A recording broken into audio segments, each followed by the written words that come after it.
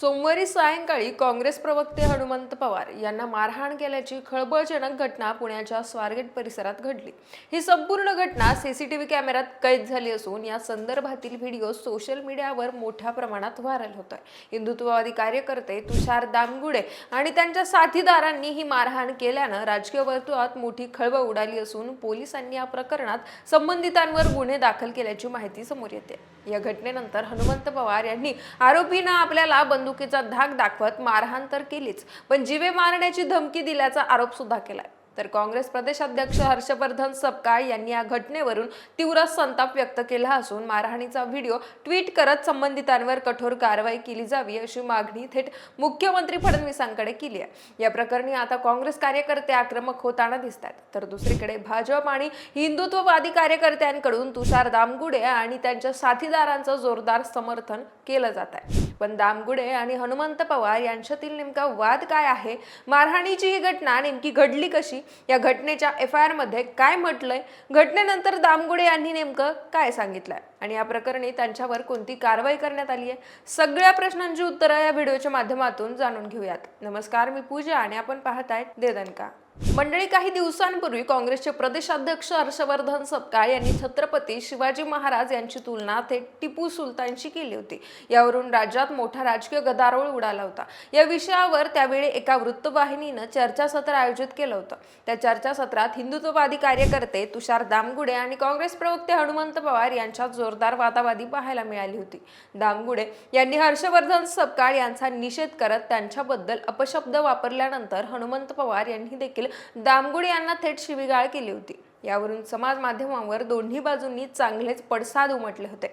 त्यानंतर आता 23 फेब्रुवारीच्या सोमवारी हरियाणामधील एका भाजप आमदाराच्या हॉटेलमधील एक आक्षेपार्ह व्हिडिओ व्हायरल झाला, ज्यात त्या हॉटेलमधील स्वच्छतागृहावर छत्रपती शिवाजी महाराजांचा फोटो लावल्याचं दिसून येत आहे। त्यामुळे महाराष्ट्रातून याबद्दल संतापजनक प्रतिक्रिया समोर आल्यात। याच मुद्द्यावर सोमवारी एका न्यूज चॅनलवरील चर्चासत्रात शिवरायांचा अवमान, मराठी अस्मिता गमगुमान या विषयावर चर्चा झाली।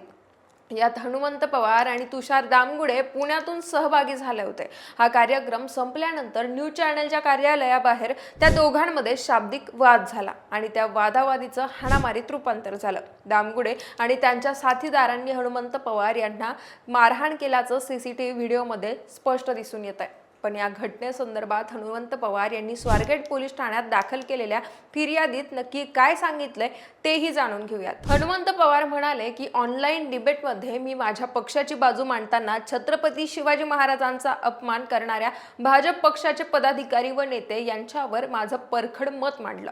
ही डिबेट सुरू असताना हर्षवर्धन सपकाळ साहेब यांचा मला फोन आला, परंतु डिबेट सुरू असल्यानं तो मला घेता आला नव्हता।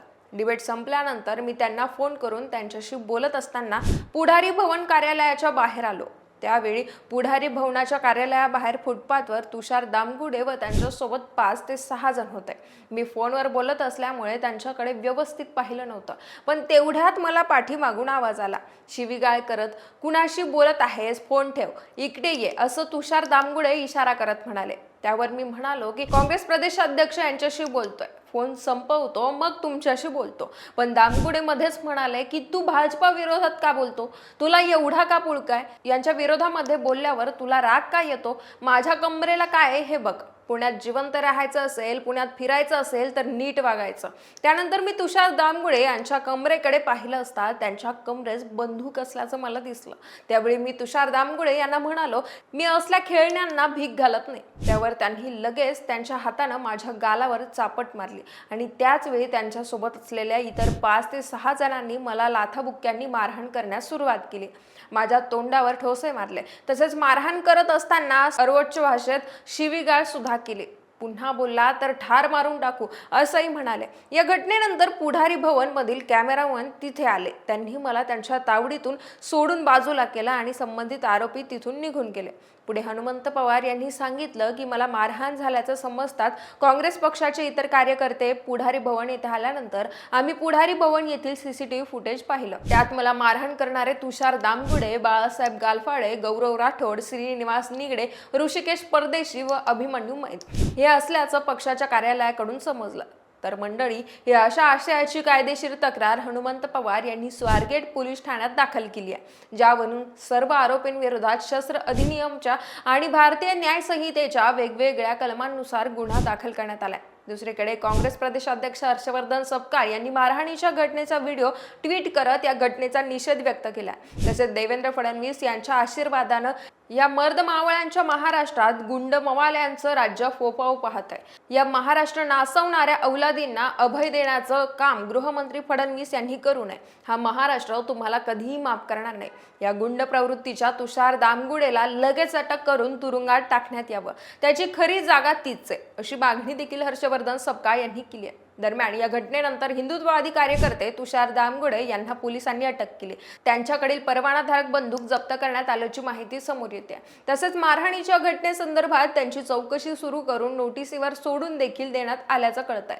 पण हनुमंत पवार यांना मारहाण का केली या संदर्भात बोलताना तुषार दामगुडे म्हणाले की काही दिवसांपूर्वी एका वृत्तवाहिनीच्या चर्चेत मी माझे मुद्दे मांडत असताना हनुमंत पवार यांनी मला शिवीगाळ केली होती. अशातच काल एका वृत्तवाहिनीतील चर्चा संपून बाहेर येताना तू जास्त नक्षलवादी करू नको असं म्हणत शिवीगाळ करत नक्षलवाद्यांना तुला मारायला लावेन अशी धमकी हनुमंत पवार यांनी मला दिली होती. त्यानंतर संबंधित प्रकार घडल्याचं दामगुडे यांनी सांगितलं.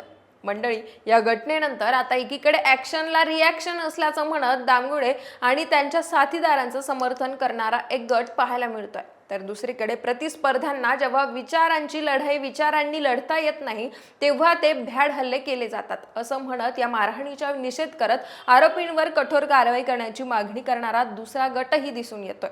बाकी या प्रकरणाच्या बाबतीतली तुमची मतं आणि प्रतिक्रिया आम्हाला कमेंट्सच्या माध्यमातून कळवा आणि देदनकाला सबस्क्राईब करायला विसरू नका.